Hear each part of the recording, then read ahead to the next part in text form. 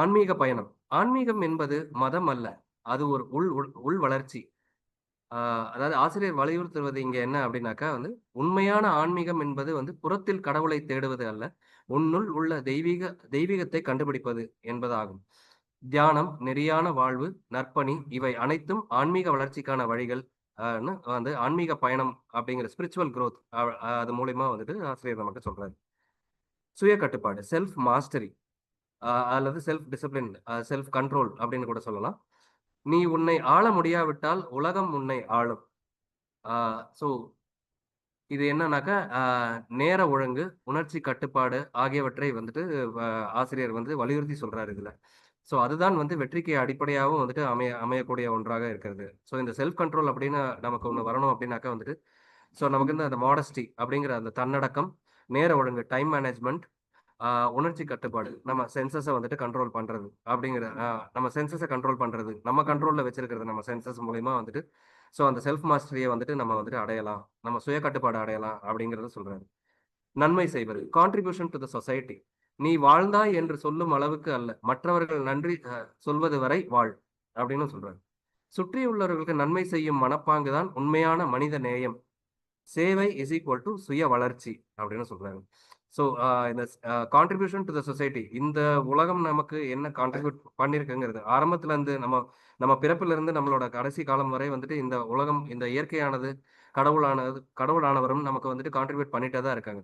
So நம்ம என்ன இந்த உலகத்துக்கோ இந்த கடவுளுக்கோ நம்ம என்ன கான்ட்ரிபியூட் பண்ணியிருக்கோம் அப்படிங்கிற ஒரு அப்படிங்கிறத நம்ம யோசிச்சோம் அப்படிங்கிறத யோசிச்சோம் அப்படின்னா அந்த சேவை மூலியமா அதுக்கான விடை கிடைக்கும் அப்படிங்கிறது. கான்ட்ரிபியூஷன் டு த சொசைட்டி அப்படின்னு சொல்றாங்க. ஸோ வாழ்க்கையை ஒரு விளையாட்டாக காணும் நோக்கு. Life as a game. வெற்றி அல்லது தோல்வி இரண்டும் அனுபவம் தான். வாழ்க்கை மிகுந்த பாரமாக எடுத்துக்கொள்ள வேண்டாம். அதில் வரும் வெற்றியும் தோல்வியும் சமமாக அனுபவிக்க வேண்டும். அதுதான் இந்த புத்தகத்தின் மைய சிந்தனையாக அமைந்துள்ளது. ஸோ வாழ்க்கை ஒரு விளையாட்டு ஒரு விளையாட்டாக அல்ல, அ ஆடுபவனாக இரு அப்படின்னு சொல்றாரு. ஸோ இப்போ என்னன்னாக்கா, இந்த ஒரு அத்தியாயத்தையும் அடிப்படையா கொண்டு அ ஸோ என்ன சொல்றாங்க அப்படின்னா, ஸோ முக்கியமான மேற்கோள் அதாவது என்னன்னா, மையக்கருத்து. வாழ்க்கை ஒரு விளையாட்டு. அதை ஆடுவதற்கு நம்மை அனுப்பியிருக்கிறார்கள். அதில் சிக்கிக் கொள்ள அல்ல. தாயத்தை எப்படி சுழற்றுகிறோமோ, அப்படியே தான் வாழ்க்கையும் நம்முடைய மனநிலையும் சுழற்ற முடியும். ஸோ வாழ்க்கை நமக்கு நடந்தது அல்ல. நம்மால் நிகழ்த்தப்பட்ட ஒன்று அப்படின்னு சொல்றாங்க. வாழ்க்கையை நாமே ஆக்குகிறோம். பிறர், சூழல், விதி இவை எல்லாம் புற காரணிகள் மட்டுமே. காயத்தில் ஒரு பக்கம் மாறு விழுந்தால் வெற்றி, ஒன்று விழுந்தால் தோல்வி என்று நினைப்பது தவறாகும். உண்மையில் எந்த எண்ணும் விளையாட்டின் ஒரு பகுதிதான். அதுபோல் வாழ்க்கையின் உயர்ச்சியும், தாழ்ச்சியும் இரண்டும் வளர்ச்சிக்கான வாய்ப்புகளே அப்படின்னு சொல்றாங்க. ஸோ நீ மனநிலையின் தாயம். நீ எப்படி பார்க்கிறாய் என்பதே உன் உலகம்.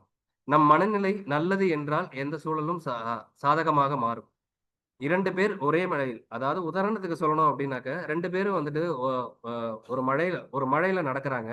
ஸோ ஒருத்தர் சொல்றாரு "ஐயய்யோ! இந்த மழை நம்மள எல்லா இதையும் கெடுத்துருச்சே" அப்படின்னு சொல்றாரு.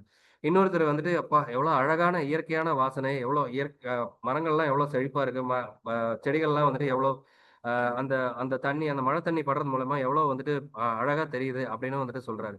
ஸோ அதுதான். அதாவது ஒரே நிகழ்வு தான். அத நம்ம பார்க்கக்கூடிய நம்ம மனப்போக்கு, நம்ம நம்ம சிந்தனை எப்படி இருக்கு அப்படிங்கிறது தான் மனநிலையின் தாயம் அப்படின்னு சொல்றாரு. ஸோ ஆ உள் சுத்தம். சுத்தமான உள்ளம் தான் சாந்தமான வாழ்க்கைக்கு அடிப்படை.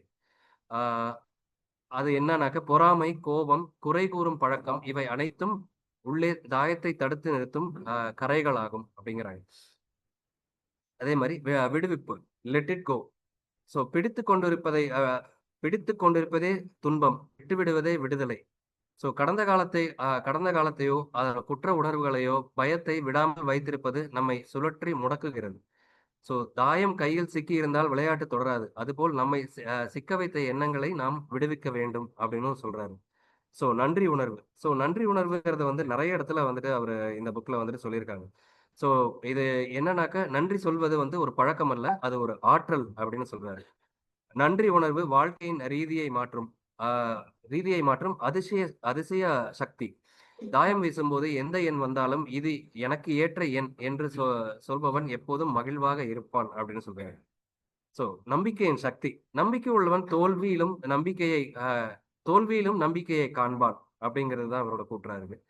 நம்பிக்கை இல்லாமல் தாயத்தை வீச முடியாது. வெற்றி நம்பிக்கையில் தான் பிறக்கிறது. சோ தாயம் முதல் முறை வீசியதில் தோல்வி, இரண்டாம் முறை வீசியதில் வெற்றி. சோ அதுதான் வாழ்க்கை. நம்பிக்கையே தொடரும் மாற்று. சோ உன் மன ஆற்றல் சமநிலையில் இருந்தால் வாழ்க்கை தானாக சீராகும். வேலை, உறவு, ஆரோக்கியம் இவை மூன்றிலும் சமநிலை தேவை. ஸோ ஒர்க் லைஃப் பேலன்ஸ் அப்படிங்கிறத வந்துட்டு இங்க வலியுறுத்தி சொல்றாரு. அதுக்கப்புறமா வந்து உள் வளர்ச்சி. ஸோ வெளி உலகம் மாற வேண்டும் என்றால் முதலில் உள் உலகம் மாற வேண்டும். ஸோ நம்ம என்ன நினைக்கிறோமோ அதுதான் வந்துட்டு நமக்கு நமக்கு விளைகிறது அப்படிங்கிறத வந்துட்டு சொல்றாரு. நம் உள் மாற்றமே வந்து வெளியேயும் மாற்றும். அன்பு எனும் ஆற்றல். அன்பு என்பது புரிதல். புரிதல் என்பது ஆழம். அன்பு இல்லாத இடத்தில் சண்டை உண்டாகும். அன்பு உள்ள இடத்தில் சமநிலை நிலைக்கும். சோ தாயத்தின் தத்துவம். வாழ்க்கை ஒரு விளையாட்டு. விளையாட்டு விளையாடு, ஆனால் சிக்காது. வெற்றி, தோல்வி, உறவுகள், பணம் இவை அனைத்தும் தாயத்தின் விளையாட்டு அசைவுகள்.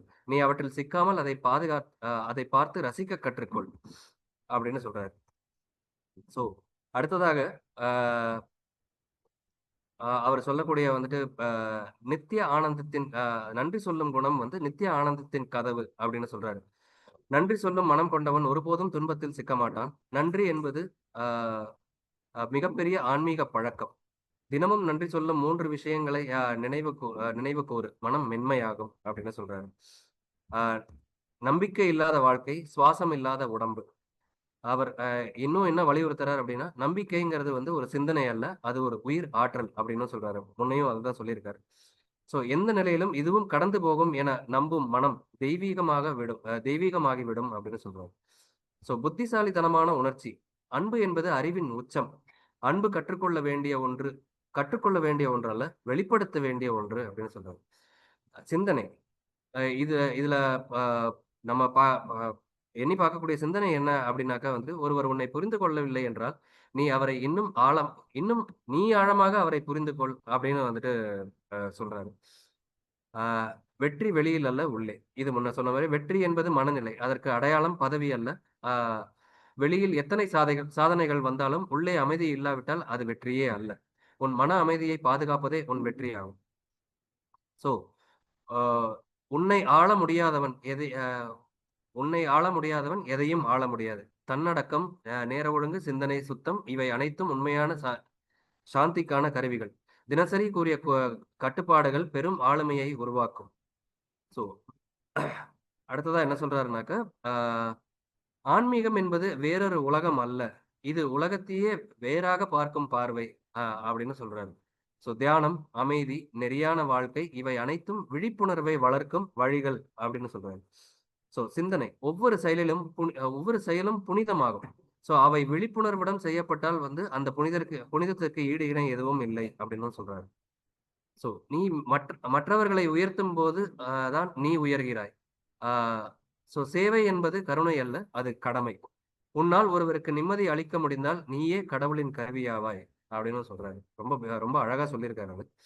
சோ வாழ்க்கையின் அர்த்தம் மற்றவர்களை வெல்லுவதில் அல்ல, உன்னை வெல்லுவதில் தான் அப்படின்னு வந்துட்டு திரும்பவும் அதையும் வலியுறுத்துது. சோ நாம் யாரை நமக்கு சொல்லும் செய்தியோட தெளிவு என்ன அப்படின்னா, நாம் யாரை காதலிக்கிறோம் என்பதை காட்டிலும் நாம் எப்படி காதலிக்கிறோம் என்பதே நம் ஆன்மீக நிலையை வந்து நிர்ணயிக்கிறது. சோ இதுல அடுத்ததா வந்து அவர் இன்னும் இதுவா சொல்றது என்னன்னா, சோ இதுல வந்து ரொம்ப கவர்ந்த விஷயம் என்ன, பணத்திற்கு வந்து ஞாபக சக்தி கிடையாது, அனுபவத்திற்கு உண்டு அப்படின்னு சொல்லியிருக்காரு. சோ உங்கள் கல்விக்கு செலவிடப்பட்ட மொத்த தொகையை பற்றி நீங்கள் ஒருபோதும் அறிய போவதில்லை. ஆனால் உங்கள் பள்ளி மற்றும் கல்லூரி நினைவுகளை உங்கள் வாழ்நாள் முழுவதும் நினைவுபடுத்தி உங்கள் மனதில் அதை மீண்டும் மீண்டும் வாழ்ந்து பார்ப்பீர்கள். இன்றிலிருந்து ஒரு சில வருடங்கள் மருத்துவமனைக்கு நீங்கள் கட்டிய பணத்தை நீங்கள் மறந்து விடுவீர்கள். ஆனால் உங்கள் தாயாரின் உயிரை காப்பாற்றிய நினைவுகளையோ அல்லது புதிதாக பிறந்த குழந்தையுடன் நீங்கள் வாழ்ந்து கொண்டிருப்பதையோ எப்போதும் நீங்கள் மகிழ்ச்சியுடன் அசை போட்டு கொண்டிருப்பீர்கள். சோ இந்த உங்கள் இருவரும் இணைந்திருந்த நேரத்தில் நீங்கள் அனுபவித்த மகிழ்ச்சியை உங்கள் கடைசி மூச்சு வரை நீங்கள் நினைவில் வைத்திருப்பீர்கள். ஸோ இதுதான் வந்துட்டு இது ரொம்ப ரொம்ப அழகா வந்துட்டு இந்த ஒரு பணத்திற்கு ஞாபக சக்தி கிடையாது, அனுபவத்திற்கு ஒன்று அப்படிங்கிற பகுதியில வந்துட்டு ரொம்ப அழகா சொல்லியிருக்காரு. அதே மாரி இன்னொரு இதுவும் பார்த்தீங்கன்னா, பௌதீக பொருட்களுக்கு பணத்தால் விலை கொடுத்தாக வேண்டும் என்பது மறுப்பதற்கில்லை. ஆனால் உண்மை என்னவென்றால், இறுதியில் அனுபவத்தின் விலை மறக்கப்பட்டுவிடும். ஆனால் அனுபவம் என்றும் நினைவில் நிலைத்திருக்கும் அப்படின்னு சொல்றாரு. ஸோ ரொம்ப அழகா சொல்லியிருக்காரு. ஸோ பிறக்கும்போது உங்கள் வாழ்க்கை ஒரு ஒரு வெற்றி ஓவிய துணியா இருந்தது. உங்கள் ஆற்றல்கள் வண்ணங்களாகவும், தேர்வுகள் தூரிகை தீட்டல்களாகவும் விளங்கின. இறக்கும் பொழுது ஒன்று இத்துணி விலைமதிப்பற்ற பொக்கிஷமாக பாதுகாக்கப்படலாம், அல்லது யாரும் கண்டுகொள்ளாத ஒரு கிறுக்கலாய் முடியலாம். உங்கள் வாழ்க்கையை தீட்டுவதில் நீங்கள் எவ்வளவு சிறந்த ஓவியராக இருந்தீர்கள் என்பதற்கு தீர்ப்பு வழங்கப்படும் நாள் அதுதான் அப்படின்னு சொல்றாரு. ஸோ இன்னொரு ரொம்ப ரொம்ப இன்ட்ரெஸ்டிங்கான விஷயம் ரொம்ப இன்ட்ரெஸ்டிங்கான விஷயம் இன்னொன்னு அழகா சொல்லியிருக்காரு. நாம் ஏன் பொய் சொல்கிறோம் அப்படிங்கிறது. ஒரு இனிமையற்ற சூழ்நிலையிலிருந்து தப்பித்துக் கொள்வதற்காக பொய் சொல்லும் பழக்கத்தினால் வரும் தப்பித்துக் கொள்வதற்காக. பொய் சொல்லும் பழக்கத்தினால் வரும் சாபம் தப்பிக்கும் மனப்போக்கை தோற்றுவிக்கும். நேர்மையாக இருப்பதால் கிடைக்கும் ஆசீர்வாதம் எதிர்கொள்ளும் மனப்போக்கை உருவாக்கும். நீங்கள் சிகரத்தை அடைய வேண்டுமென்றால் வாழ்வில் அனைத்தையும் எதிர்கொள்ளும் மனப்போக்கு உங்களுக்கு தேவை. அது உங்களிடம் எந்த மனப்போக்கை உருவாக்கும்? நேர்மை. நேர்மை மட்டுமே அப்படின்னு வந்து சொல்லியிருக்காரு. சோ ஆசைப்படுவதை நீங்கள் பெறுவதில்லை. தகுதியானவற்றையே பெறுகிறீர்கள் அப்படின்னு சொல்லியிருக்காரு. ரொம்ப ரொம்ப அழகா சொல்லியிருக்காரு. உங்கள் புத்தாண்டு வாக்குறுதிகளைப் போலவே உங்கள் துயரங்கள் அனைத்தும் விரைவில் மறைந்து போகட்டும் என்பது ஒரு இத்தாலிய கூற்று. எல்லோரும் ஆரோக்கியமாக இருக்க விரும்புகின்றனர். ஆனால் அவர்கள் அனைவரும் அதற்கு தகுதியானவர்கள் தானா? எல்லோரும் வெற்றி பெற விரும்புகிறார்கள். ஆனால் அவர்கள் அதை பெறுவதற்கு தகுதியானவர்கள் தானா?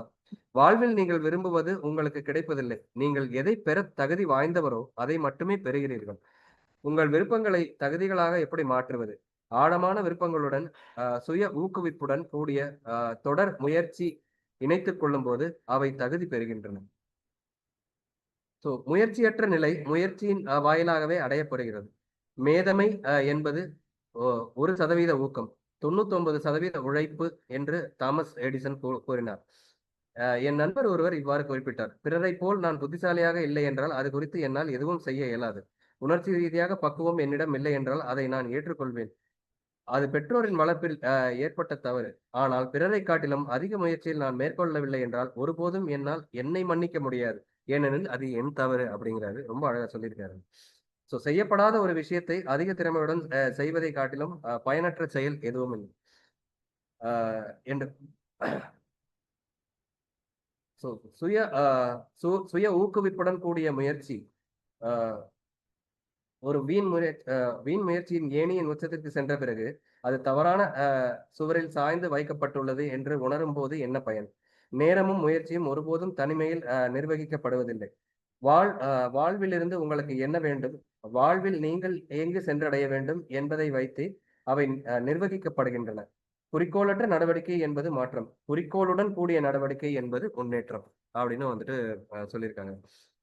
எப்போதேனும் ஒரு மகத்தான காரியத்தை யாராலும் செய்ய முடியும். ஆனால் தொடர்ந்து மகத்தான காரியங்கள் செய்பவர்கள் தான் உண்மையிலேயே மாபெரும் மனிதர்கள். எப்போதாவது நீங்கள் செய்யும் அல்லது செய்த காரியத்தை இவ்வுலகம் உங்களை நினைவில் வைத்திருக்க போவதில்லை. எல்லா நேரங்களிலும் நீங்கள் என்ன செய்தீர்கள் என்பதற்காகவும், என்ன செய்து கொண்டிருக்கிறீர்கள் என்பதற்காகவும் நீங்கள் நினைவூட்டப்படுகிறீர்கள். நீங்கள் ஆசைப்படுவதை நீங்கள் அடைவதில்லை. உங்களுக்கு தகுதியானவற்றை மட்டும்தான் அடைகிறீர்கள் என்பது கடவுள் வகுத்த விதி. நம் விதி இப்படி இருக்கட்டும். சுய ஊக்குவிப்புடன் கூடிய தொடர்ச்சியான முயற்சியின் மூலம் வாழ்வில் சிறந்தவற்றை மட்டுமே பெற நான் தகுதி வாய்ந்தவன் என்பதை நான் உறுதி செய்வேன் அப்படின்னு வந்து சொல்றாரு. சோ இதுல வந்து இந்த புக்கை வந்து இவ்வளவு சீக்கிரமா வந்துட்டு சொல்றதுங்கிறது இது ஒவ்வொரு வாட்டியும் வந்துட்டு திரும்ப திரும்ப வந்துட்டு படிக்கக்கூடிய ஒரு புக்கா தான் வந்துட்டு நான் பாக்குறேன். பிகாஸ் ஏன்னா ஒரு வாட்டியும் படிக்கும் போதும் வந்துட்டு ஒரு ஒரு அர்த்தம் வந்துட்டு இதுல இருந்து கிடைக்காது. ஸோ முக்கியமா வந்துட்டு அவர் சொல்ற இது என்னன்னா வந்துட்டு நம்ம வாழ்க்கைய வந்துட்டு நம்ம வந்துட்டு வெளியே தேட வேண்டியதில்ல. நம்ம உள்ளுக்குள்ள வந்துட்டு தேடணும் அப்படிங்கிறது தான் வந்துட்டு ரொம்ப வலியுறுத்தி சொல்றாங்க. ஸோ சந்தோஷமோ, துன்பமோ வந்து நம்ம நினைக்கிறதுல தான். ஸோ அ நம்ம வந்துட்டு நம்ம வெளிய வந்து நடக்கிறது மூலியமா வந்துட்டு அது நம்ம என்னைக்குமே வந்துட்டு நம்மள வந்து பாதிக்கிறது இல்ல. நம்ம என்ன நினைக்கிறோமோ வந்துட்டு அதுதான் நமக்கும் நடக்கிறது அப்படின்னும் சொல்றாரு. ஸோ வாழ்க்கை எதை வீசினாலும் நம் பதிலே நம் விதி அப்படிங்கிற மனம் நம்மை கட்டுப்படுத்தவில்லை, நம்மால் கட்டுப்படுத்த வேண்டும் என்கிறார். ஸோ இன்னொரு இதுவும் வந்துட்டு ரொம்ப பியூட்டிஃபுல்லா சொல்றாரு. மனதானது வந்து அடக்க நினைத்தால் வந்து அலையும், அதை அறிய நினைத்தால் அடங்கும் அப்படின்னும் சொல்றாரு. ஸோ நம் மனம் நம் நண்பன், அதை புரிந்து கொண்டு கட்டுப்படுத்துவோம், வாழ்க்கை அமைதியான தெளிவான பாதையில் செல்லும் அப்படிங்கிறத வந்து சொல்லியிருக்காரு. ஸோ இது இன்னும் வந்துட்டு நம்ம இன்னுமே வந்துட்டு இந்த புக்ல வந்துட்டு நிறைய விஷயங்கள் இருக்கு. ஸோ இதை நான் எல்லாத்தையும் நான் இந்த இந்த புக்கையும் நான் பரிந்துரைக்கிறேன். ஸோ இந்த நேரத்தை வந்துட்டு எனக்கு கொடுத்ததற்கு வந்துட்டு எல்லாருக்கும் நான் நன்றி தெரிவிச்சுக்கிறேன். ஸோ இது தேங்க்யூ. Thank you sir. ஆன்லைன்ல யாராச்சும் கமெண்ட் சொல்றீங்களா? உத்திரமேரூர் கம்யூனிட்டி காலேஜ்ல இருந்து பேசுறேன். நல்லா இருந்ததுங்க சார் புக்கு. தாயம் அப்படின்ற ஒரு விஷயம். தாயம் அப்படின்றது வந்து நம்ம வாழ்க்கையில ஒரே இடத்துல இருக்கிறது இல்ல, அதை உருட்டி நம்ம விளையாடும் போதுதான் நம்ம வாழ்க்கையும் அதே மாதிரி தான். நம்ம வந்து நிலையா ஒரு இடத்துல இருந்தோம்னா அந்த இது இருக்காது. நம்ம வந்து வாழ்றதே, நம்ம படைச்சதே வந்து நம்ம ஏதாவது ஒரு விஷயத்துக்காக தான் இறைவன் நம்மளை வந்து படைச்சிருக்காரு. நம்ம வந்து அதை வந்து நிறைவேற்றணும் அப்படின்ற ஒரு விஷயத்த வந்து நீங்க சொல்லியிருந்தீங்க. அந்த விஷயம் எனக்கு ரொம்ப பிடிச்சிருந்தது. Thank you sir. Thank you madam. Thank you. Good evening sir. நான் Ramesh sir, TR. First time sir தாயம் புதுசா கேள்விப்படுறேன். நல்லா இருந்தது. அதுல பாத்தீங்கன்னா நன்றி உணர்வு, சுய கட்டுப்பாடு, எண்ணங்கள், நன்மை செய்தல். ஸோ இந்த பாயிண்ட்ஸ்லாம் ரொம்ப நல்லா அழகா தெளிவா சொன்னீங்க. நல்லா சொன்னீங்க. நல்லா இருந்தது sir. Thank you sir. Thank you sir. Thank you. Good evening sir. நான் ராதிகா. ஸோ நம்மளுடைய மனநிலைமையை பொறுத்து தான் வந்து நம்ம எந்த மாதிரி வியூ பார்க்குறோம், அதை பொறுத்து தான் வந்து அது வந்து நம்ம மனநிலைமையை வந்து நம்மளால இது பண்ண முடியும். அதுதான் தாயம். அந்த மாதிரி சொல்லியிருந்தீங்க. நம்மளோட பார்க்குற கண்ணோட்டம் தான் அப்படின்ற மாதிரி சொல்லியிருந்தீங்க. இன்னொன்று வந்து பார்த்தீங்கன்னா, நன்றி சொல்றது வந்து ஒரு சாதாரண சிந்தனையாக நம்ம எடுத்துக்க கூடாது. அது வந்து பார்த்தீங்கன்னா, அது ஒரு ஆற்றல், அந்த மாதிரி சொல்லியிருந்தீங்க. ஸோ நெக்ஸ்ட் வந்து ஆன்மீகத்தை பேஸ் பண்ணி சொல்லியிருந்தீங்க. ஆன்மீகம்னா தியானம், அமைதி, இந்த மாதிரி ஒரு ஒரு பொறுமை, அமைதி எல்லாமே நமக்கு வேணும்னா அதை கையாளுறதுக்கு ஆன்மீகம் முக்கியம்னு சொல்லியிருந்தீங்க. இது ஆல்ரெடி நான் வந்து ரமணன் ஐயா புக்லேயும் நான் வந்து படிச்சிருக்கேன். அதனால இதை திரும்பி நான் கேட்கறதுக்கு ரொம்பவே நல்லா இருந்துச்சு. ரொம்ப நல்லா பண்ணியிருந்தீங்க sir. Thank you. Thank you. Sir good afternoon sir. Uthiramerur பீஸ்ல இருந்து ஜோதிலட்சுமி. கேக்குதுங்களா? எனக்கு பிடிச்ச பாயிண்ட் வந்து இதுல வந்து நம்ம தேடுற விஷயம் நம்மளையும் தேடிட்டு இருக்கு அப்படின்றது வந்து நான் ரொம்பவே பிலீவ் பண்ற விஷயம். நம்ம நினைப்போம் நான் உன்னை நினைக்கிறேன், அது நடக்க மாட்டேங்குது அப்படின்னு சொல்லிட்டு. பட் ஆனா நம்ம ஒவ்வொரு நாளும் நினைக்க நினைக்க அதனுடைய பாதையில தான் நம்ம போயிட்டு இருக்கோன்றது நம்மளுக்கே தெரியாம அதை ஃபாலோ பண்ற ஒரு விஷயம். ஸோ நம்ம தேடுறது நம்மளையும் தேடிட்டு இருக்கு அப்படின்றது எனக்கு பிடிச்ச பாயிண்டா இருந்துச்சு. அதுக்கப்புறம் வந்து ஒருத்தவங்களுடைய பாயிண்ட் ஆஃப் வியூ நீங்க சொன்னது ரொம்ப பிடிச்சிருக்கு. இப்ப நான் ஒரு மாதிரி நினைக்கிறேன்னா இன்னொருத்தவங்க அந்த பாயிண்ட வேற மாதிரி நினைக்கலாம். சோ நான் நினைக்கிறது தான் ரைட்டு, மத்தவங்க நினைக்கிறது ராங்குன்னு இல்ல. அவங்களுடைய பாயிண்ட் ஆஃப் வியூல அது கரெக்டான விஷயமா கூட இருக்கலாம். சோ அந்த பாயிண்ட் ஆஃப் வியூ பத்தி சொன்னது எனக்கு பிடிச்சிருந்தது.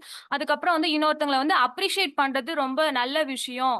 இப்போ நம்மளை விட சின்னவங்களா இருக்காங்க, அவங்க ஒரு பண்ணிட்டாங்க, அவங்க இல்ல, அவங்களை அப்ரிஷியேட் பண்ணக்கூடாது அப்படின்றதுல யாரா இருந்தாலும் அவங்க ஒரு நல்ல விஷயம் பண்றாங்க அப்படின்னா அவங்களை அப்ரிஷியேட் பண்றது ரொம்ப நல்ல விஷயம் அப்படின்னு சொன்னது எனக்கு பிடிச்சிருந்தது. ஸோ இந்த இதுலாம் எனக்கு ரொம்ப நல்லாவே இருந்தது. ஓவரால் நல்லா இருந்துச்சு. Thank you sir. Thank you. Thank you. Thank you sir.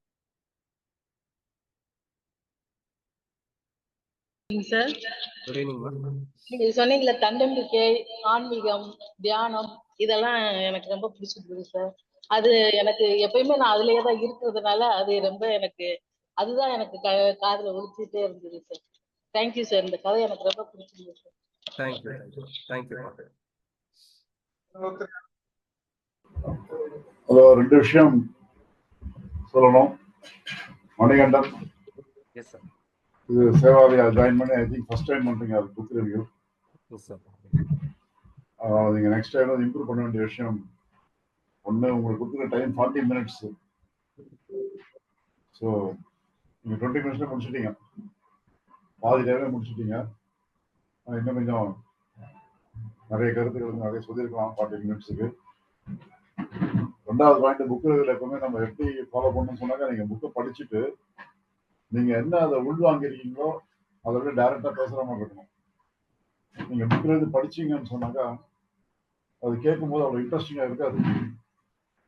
அதுவும் முக்கியமா இந்த மாதிரி சப்ஜெக்ட் ரொம்ப பிலாசபியா இருக்கக்கூடிய விஷயம். நீங்க புக்ல இருந்து படிச்சுட்டு இருந்தீங்கன்னு சொன்னாக்கா கேட்கும்போது வந்து அது ஒரு புக் ரிவ்யூ கேட்கற மாதிரி இருக்காது, புக் ரீடிங் கேட்கற மாதிரி தான் இருக்கு.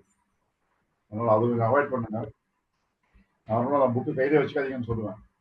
புக்கை காமிச்சிட்டு ஓரமா வச்சிடணும். அதுக்கப்புறம் நீங்க வாட்டி பேச வேண்டியதுதான். அப்படி பண்ணாதான் நீங்க you communicate directly with the listeners. ரைட்டுங்களா? அந்த மாதிரி தான் இருக்கணும் புக் ரிவ்யூ. அதனால அதை கொஞ்சம் பார்த்துக்கோங்க. எல்லாருமே வந்து மணிகண்டன் மட்டும் இல்லை, எல்லாருமே கேட்டுக்க வேண்டிய பாயிண்ட், புக்கை பார்த்து படிக்கிறதுங்கிறது நம்ம பண்ணக்கூடாது. புக்கை நம்ம ரெஃபரோட பண்ணக்கூடாது. உங்களுக்கு என்ன மனசுல போயிருக்கோ அதை வச்சு பேசணும். பாயிண்ட்ஸ் வேணா நோட் பண்ணிக்கலாம், அது கூட அவசியம் இல்லை. நீங்க வந்து புக்கை ஃபுல்லா உள்ள வாங்கிருக்கீங்கன்னு சொன்னா பாயிண்ட்ஸையும் நோட் பண்ண வேண்டியது. பாயிண்ட்ஸ்லாம் நீங்க பேச தானா வரும் பாயிண்ட்ஸ். அந்த அளவுக்கு கொஞ்சம் புக்கை கொஞ்சம் நம்ம கிரகிச்சிருக்கணும். அந்த மாதிரி டாப் ஆஃப் தி மைண்ட் என்ன வருதோ அதை பேசும்போது தான் அதுல இருக்கக்கூடிய உங்களை பாதித்த, உங்களை கவர் பண்ண விஷயங்கள், அந்த மாதிரி விஷயம் அப்படியே வரும்.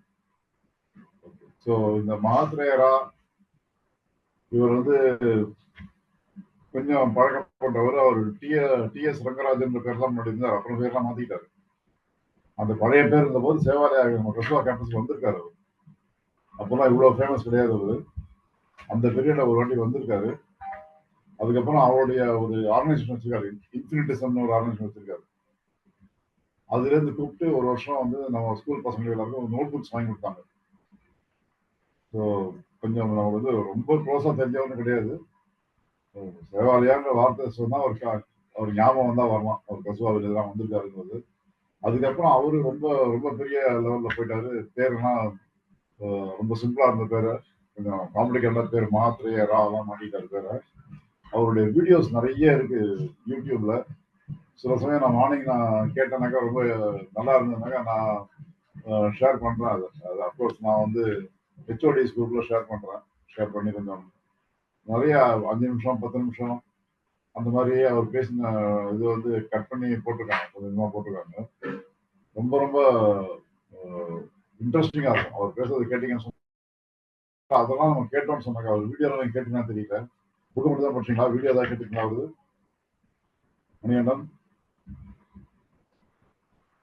மணிகண்டன் வீடியோ தான் கேட்டிருக்கீங்களா? அவரோட கேட்டிருக்கீங்களா? அதே ஒரு லெசன், ஒரு புக் ரிவ்யூல எப்படி பேசணும்ன்றதுக்கு அது அவரே ஒரு எக்ஸாம்பிள் எடுத்துக்கலாம். பாத்தீங்கன்னா அவர் கையில ஏதோ புக்காக அவர் பாட்டுக்கு வந்து பேசிட்டு இருப்பாரு. அண்ட் இன்ட்ரெஸ்டிங்கா கொண்டு போறது எப்படி நல்லா தெரியுது அவருக்கு. ரொம்ப அப்படியே ஆடியன்ஸ் வந்து அப்படியே கேப்சர் பண்ணி வச்சுட்டு இருப்பாரு. அவருக்கு 1/2 மணி நேரம் 1 மணி நேரம் வீடியோ இருந்தா கூட நமக்கு மனசு வேற எங்கேயும் போகாது, டக்குன்னு அப்படியே பிடிச்சி வச்சுப்பாரு. அந்த மாதிரி இருக்கும். முக்கியமா நிறைய வந்து நம்ம இன்சிடென்ட்ஸா சொல்லணும். இந்த மாதிரி தத்துவங்கள்லாம் சொல்லும்போது தத்துவமா சொல்லிட்டு போனோம்னாக்கா அதுல என்ன இன்ட்ரெஸ்ட் இருக்கிறவங்களுக்கு பிடிக்கும். மற்றவங்கலாம் என்ன போர் அடிக்கிறாருன்னு தான் இருக்கும், சொல்ல மாட்டாங்க. நம்ம ஆளுங்க எல்லாமே வந்து எல்லா புக் ரிவ்யூலையும் ரொம்ப பிரமாதமா பேசுறீங்கன்னு சொல்லுவாங்க, தவிர என்ன சார் போர் அடிச்சீங்கன்னு கேட்க மாட்டாங்க. உண்மையை மறைக்கிறது ஒரு மரியாதை நினைச்சிட்டு இருக்காங்க. நான் ஒரு ஆள் தான் அந்த மரியாதை தெரியாத ஆளு, நான் ஓப்பனா சொல்லிடுவேன். ஆமா. அதனால அவர் இப்ப கேட்டீங்கன்னா நீங்க யோசிச்சு பாருங்க, நிறைய பாப்புலர் ஸ்பீக்கர்ஸ் பப்ளிக் ஸ்பீக்கிங் ரொம்ப நல்லா பண்ணக்கூடியவங்கன்னு சொன்னா அவங்க ஸ்பீச் எடுத்து பார்த்தீங்கன்னா ஒரு காமன் பாயிண்ட், நிறைய இன்சிடென்ட்ஸ் இருக்கும். அவங்க சொல்றது அன்னைக்கு அது மாதிரி நடந்தது அப்படின்னு சொல்லி ஒரு விஷயம் சொல்லுவாங்க, ஒரு கதை மாதிரி சொல்லிட்டு போவாங்க. அதுல இருந்து நம்ம எடுத்துக்க வேண்டியதா இருக்கும் பாயிண்ட். அந்த மாதிரி நீங்க பாயிண்ட் டேரக்டா சொல்லிக்க வச்சுக்கோங்க. எல்லாரும் உண்மையா பேசணும் அப்படின்னு ஹரிச்சந்திரன் கதையை சொன்னீங்கன்னு சொன்னா கேட்கறது ஈஸியா இருக்கு. ரைட்டுங்களா? ஸோ அந்த டெக்னிக் கொஞ்சம் நம்ம தெரிஞ்சுக்கணும் பேசும்போது. ஸோ நிறைய இன்சிடென்ட்ஸ் அவர் புக்ல நிறைய போட்டிருப்பாரு, கோட் பண்ணிருப்பாரு. ஸோ இன்சிடென்ட்ஸ் நிறைய கோட் பண்ணீங்கன்னு சொன்னாக்கா கேட்கறவங்களுக்கு வந்து இன்ட்ரெஸ்டிங்கா இருக்கும். அதுவும் பாயிண்ட் நல்லா மனசுல வாங்க முடியும். ஓகே, ஸோ அந்த மாதிரி கொஞ்சம் ஸ்டைல் சேஞ்ச் பண்ணிக்கோங்க நீங்க பேசுறதுல, அது கொஞ்சம் பண்ணணும். நல்லா நிறைய நல்ல விஷயம் சொன்னீங்க. அதுல முக்கியமா வந்து நம்ம ஆசைப்படுறது நமக்கு கிடைக்கும் கிடையாது, நமக்கு என்ன தகுதியோ அது கிடைக்கும்னு ஒரு பாயிண்ட் சொன்னீங்க. ரொம்ப சரியான விஷயம். அது நிறைய பேர் புரிய மாட்டேங்குது. நம்ம வந்து கோயில போய் கடவுள்கிட்ட வந்து சண்டை போடுறோம் போயிட்டு, நான் அது கேட்டா நான் கொடுக்க மாட்டேன்றேன், உனக்கு அது தகுதி இல்லை கொடுக்கல, உனக்கு என்ன தகுதியோ அதான் கொடுப்போம், அவ்வளவுதான். இல்லையா? எல்லாருமே வந்து ஸ்கூல்ல காலேஜ்ல படிச்சு மார்க் வாங்கி வந்திருக்கோம். எனக்கு 100 மார்க் வேணும் தான். 100 மார்க்குக்கான ஆன்சர் தான் 100 மார்க் போட போறாங்க. இல்லாட்டி சும்மா டீச்சர் போய் சண்டை போட்டு மார்க் போடுமா எப்படி போடுவாங்க? எனக்கு 100 மார்க் வேணும் கொடுதான். அதுக்கு தகுதி உனக்கு இருக்கா? அதுதான் அது எப்படி வந்து ஆசையை தகுதியாக எப்படி மாற்றிக்கொள்வது அப்படிங்கிற ஒரு பாயிண்ட் நீங்க பேசுனீங்க. அது ரொம்ப கரெக்டான விஷயம். வந்து அதெல்லாம் தெரிஞ்சுக்கணும். வெறும் ஆசைப்பட்டா மட்டும் நடந்துட போறது இல்லை, வெறும் கற்பனையில நடக்க போறது இல்லை. அதற்கான உழைப்பு நம்மகிட்ட இருக்கணும். அந்த உழைப்பும் இருந்து ஆசையும் நம்ம பட்டோம்னு சொன்னாக்கா, அந்த ஆசைன்றது ஒரு ஒரு டிரைவிங் ஃபோர்ஸா வச்சுக்கலாம். இந்த இந்த பாயிண்ட்டுக்கு போகணும் அப்படின்னு மனசுல ஒண்ணு நினைச்சிருக்கோம்னு சொன்னாக்கா, அது ஒரு டிரைவிங் ஃபோர்ஸா வச்சுக்கலாம். பட் அது மட்டுமே இருந்தா போகாது. அதற்கு உண்டான உழைப்பு இருக்கணும். அது இருந்ததுன்னு சொன்னாக்க அந்த உழைப்பு அந்த அந்த ஸ்பாட்டுக்கு வந்து போய் நிற்கும் போயிட்டு. ஸோ ரெண்டும் கம்பைன் ஆகும்போது தான் நமக்கு வந்து ரிசல்ட் தெரியும். இதெல்லாம் ரிசல்ட் இருக்காது. நம்ம வெறும் கற்பனை பண்ணிட்டே உட்காந்து பண்ணலாம். வெறும் கனவாக இருக்க வேண்டும், அவ்வளவுதான். ஸோ அது நல்லா இருந்தது.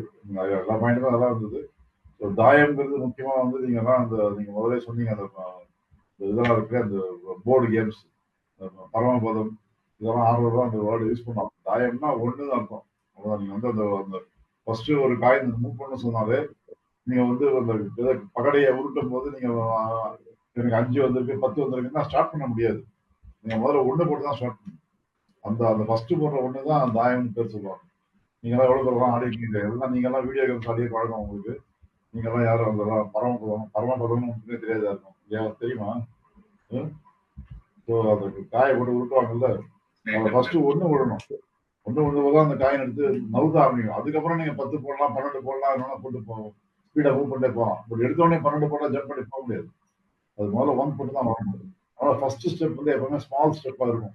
ஆனா வெரி வெரி கிரிட்டிக்கல் ஸ்டெப். அதுதான் தாயம். தாயம்ன்ற வார்த்தைக்கு தான் அர்த்தம். நீங்க முதல்ல எடுத்து வைக்கிற ஸ்டெப்ங்கிறது சின்ன ஸ்டெப், ரைட்டா? ஆனா அந்த சின்ன ஸ்டெப் இல்லாம நீங்க நவரவே முடியாது. நவரணும்னு சொன்னா அந்த சின்ன ஸ்டெப் முதல்ல எடுத்து வைக்கணும். ஸோ நம்ம எப்பவுமே நம்மளுடைய கற்பனையில எப்படி இருக்கு, ரொம்ப பெருசா யோசிக்கணும். நம்ம வந்து பெரிய மாளிகை கட்டணும்னு சொன்னா முதல்ல ஒரு செங்கல் எடுத்து வைக்கணும். நான் செங்கலே எடுத்து வைக்க மாட்டேன், நான் திடீர்னு மாளிகை கட்டணும்னு சொன்னா எப்படி பண்ண முடியும்? ஒரு செங்கலா வச்சுதான் வந்து ஒரு பெரிய பில்டிங் கட்ட முடியும். எல்லா முயற்சிகளுமே வந்து முதல்ல எடுக்கிற முயற்சி சின்ன முயற்சியா இருக்கும். அது சின்னது, அதை நான் பண்ண மாட்டேன், நான் பெருசா பண்ணிக்கிறேன்னு சொன்னா பண்ண முடியாது. தாயத்தினுடைய அர்த்தம் அதுதான். அந்த புக்கு பேர் அதுதான், அதுக்காக வச்சிருக்காரு. நீங்க செய்ய வேண்டிய வேலைகள் எல்லாமே வந்து எவ்வளவு பெரிய வேலையா இருந்தாலும் முதல்ல எடுத்து வைக்கிற ஸ்டெப் ஒரு ஸ்மால் ஸ்டெப். அந்த ஸ்மால் ஸ்டெப்புக்கு தான் நம்ம கஷ்டப்படுறோம். பொண்ணு இந்த ஃபர்ஸ்ட் மூவ் தான் நமக்கு வந்து கஷ்டமா இருக்கு. அதுக்கப்புறம் அந்த மூவ் ஆயிடுச்சுன்னா அப்புறம் வேகமா அடிச்சுட்டு போறோம். இல்ல எந்த ஒரு ஒர்க்குனா எடுத்து பாருங்க, ஒரு வேலை செய்யணும்னு நினைக்கிறீங்க, இன்னைக்கு இந்த வேலையை முடிக்கணும் அப்படின்னா அது ஆரம்பிக்கவே மாட்டோம். ஆரம்பிச்சாதானே முடிப்போம். இது பண்ணிடணும், இன்னைக்கு கண்டிப்பா பண்ணிடணும். இது பண்ணியாச்சுன்னு சொன்னாக்கா அவ்வளவு பெரிய சந்தோஷம் கிடைக்கும், எனக்கு அவ்வளவு பெரிய பாராட்டு கிடைக்கும், எல்லாம் கிடைக்கும் அப்படின்னு அந்த ஃபர்ஸ்ட் ஸ்டெப் எடுத்துட்டார போக முடியும். ஃபர்ஸ்ட் ஸ்டெப் வைக்க மாட்டோம். முதல் அடி எடுத்து வைக்காம நம்ம பெரிய கற்பனையில இருப்போம். அது வெறும் கற்பனையா நிற்கும். அதனால அந்த ஃபர்ஸ்ட் ஸ்டெப் எடுத்து வைங்க. அது ரொம்ப சின்ன ஸ்டெப்பா இருந்தாலும் அதுதான் ஸ்டார்டிங் பாயிண்ட் புரிஞ்சுவாங்க அப்படிங்கறதுதான் அந்த தாயங்கிற வார்த்தைக்கு இங்க அவர் இந்த புக்ல ஒரு மீனிங்கா கொண்டு வந்திருக்கிறது. அதுதான். ஸோ அதை நம்ம புரிஞ்சுக்கிட்டு அந்த மாதிரி நம்ம முயற்சி பண்ணி பார்ப்போம். எந்த வேலை முடிக்கணும்னு சொன்னாலும் முதல் அடி எடுத்து வைப்போம். முதல் அடி எடுத்து வைக்காம வேலை நடக்க போகிறது. தேங்க்யூ. Thank you sir. தேங்க்யூ